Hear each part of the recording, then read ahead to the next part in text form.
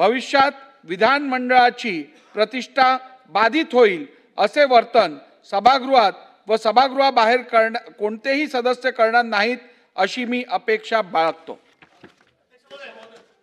थांबा. गोपीचंद पडळकर जी आहेत का सभागृहात? सन्माननीय अध्यक्ष महोदय, आपण जी सूचना दिलेली आहे त्याचं तंतोतंत पालन करेन आणि काल जी घटना घडलेली आहे त्याच्याबद्दल मी खेद व्यक्त करतो, आपली दिलगिरी व्यक्त करतो. अध्यक्ष महोदय,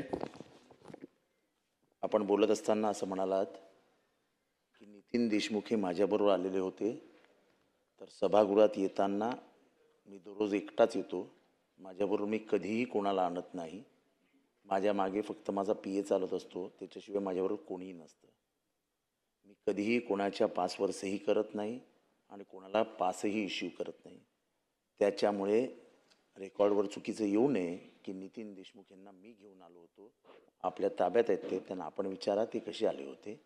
त्यामुळे मी हे कृत्य करण्यास भाग पाडलं असं कुठेही महाराष्ट्रात समज होऊ नये म्हणून मी स्पष्टीकरण देतो आहे, चुकीचं रेकॉर्डवर येऊ नये. काल जेव्हा ही घटना घडली तेव्हा मी सभागृहातच नव्हतो, मी परिसरात पण नव्हतो. मी जेव्हा ही घटना घडली तेव्हा मरीन लाईन्समध्ये होतो. त्यामुळे ह्या घटनेशी डायरेक्ट किंवा इनडायरेक्ट असा माझा कुठलाही संबंध नाही. मी ही घटना घडावी म्हणून कोणाला उद्युपित केलं का, तर तसंही केलं नाही. मी कोणाला खुणवलं का, तर तसंही केलं नाही. राहिली गोष्ट ह्या लोकशाहीच्या मंदिराची, ही मंदिरात घडलेली घटना कोणीही घडवली असेल, कशीही घडली असेल, तर या मंदिराच्या ह्या इमारतीच्या प्रत्येक दगडामध्ये लोकशाही जिवंत आहे. हा मंदिरात झालेली ती अप्रिय घटना ही कशी घडली, काय घडली, हे माननीय मुख्यमंत्र्यांनाही आम्ही सांगितलं, टी व्हीच्या सगळ्या चॅनल्सवरतीही आहे आणि त्याच्या जवळपास मीही आपल्याला कुठे दिसत नाही आहे. त्यामुळे झालेली घटना कोणामुळे घडली, काय घडली याच्याबद्दल मला बोलायचं नाही.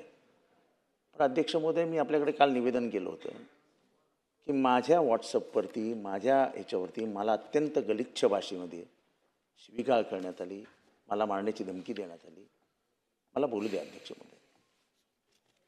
त्याच्याबद्दल या विषयावरती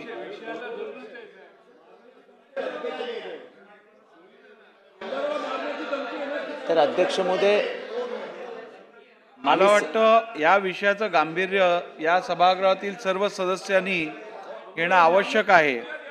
तुम्हाला इतर सगळ्या गोष्टी ज्या आहेत त्या तुम्ही यापूर्वी दालनात येऊन मला सांगितलेल्या आहेत.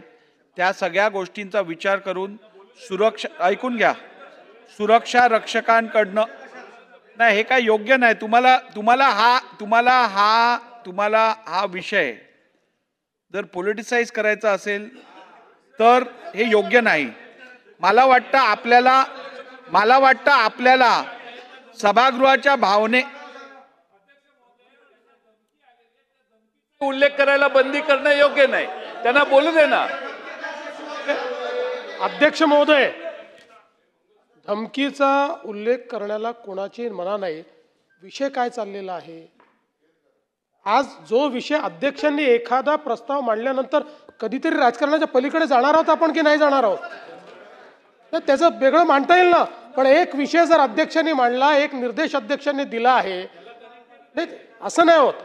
जयंतराव कुठेतरी, हे बघा जयंतराव, एका गोष्टीत आपण एक लक्षात ठेवा, फार सिनियर आहात आपणही लक्षात घेतलं, ही प्रतिष्ठा काही कोणा व्यक्तीची नाही, इथे बसलेल्या प्रत्येकाची प्रतिष्ठा या ठिकाणी खराब झाली आहे. आज ह्या ज्या शिव्या बाहेर पडतायत त्या काही एकट्या पडळकरला किंवा यांच्या माणसाला नाही पडत आहेत. आपल्या सगळ्यांच्या नावाने या ठिकाणी बोललं जातं की हे सगळे आमदार माजले म्हणून. जरा काही गांभीर्याने घ्या. ही प्रत्येक गोष्ट अशी पॉलिटिसाइज करून आपण महाराष्ट्रातल्या जनतेला काय सांगणार आहोत जयंतराव, हे बरोबर नाही आहे. अशा प्रकारे समर्थन करणं योग्य नाही आहे. मला वाटतं जी घटना आपण जेव्हा बोललात आणि मुख्यमंत्री महोदय की नितीन देशमुख माझ्याबरोबर आला, त्याचं स्पष्टीकरण द्यायला मी उठलो की मी एकटाच आलो, तेव्हा झालेल्या गोष्टीबद्दल जी कोणी केली, काय झाली ह्याच्याशी माझा काही संबंध नाही.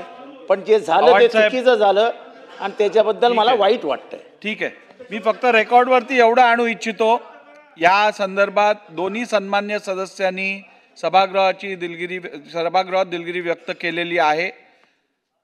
आपल्याबरोबर जे अभ्यंगत इकडे येतात त्यांची संपूर्ण जबाबदारी आपली आहे, मी यापूर्वी सांगितलेलं आहे. आणि बसून घ्या. आणि या संदर्भात कोण कोणाबरोबर आलं हे काय मी ठरवलेलं नाही आहे. सुरक्षा रक्षकांकडनं जे इकडे जबाबदार लोक असतात त्यांच्याकडनं मी एक पूर्ण दिवस घेऊन, मी कालच या विषयावर बोलू शकलो असतो, त्यांनी चौकशी केली. जो व्यक्ती ताब्यात घेतलेला त्यांनी स्वतःनी कबुली दिलेली आहे की मी आमदारांसोबत आत आलो. त्यामुळे त्या बेसिस तुम्ही आमदार बोलतात ते सत्य आहे, ह्याच्याबद्दल दुमत नाही. परंतु मी जे विधान इकडे केलेलं आहे ते चौकशी केल्यानंतर केलेलं आहे. या संदर्भात आपण जी माहिती दिली आहे ती माहिती लक्षात घेऊन अधिक चौकशी करून मी योग्य निर्णय घेईन.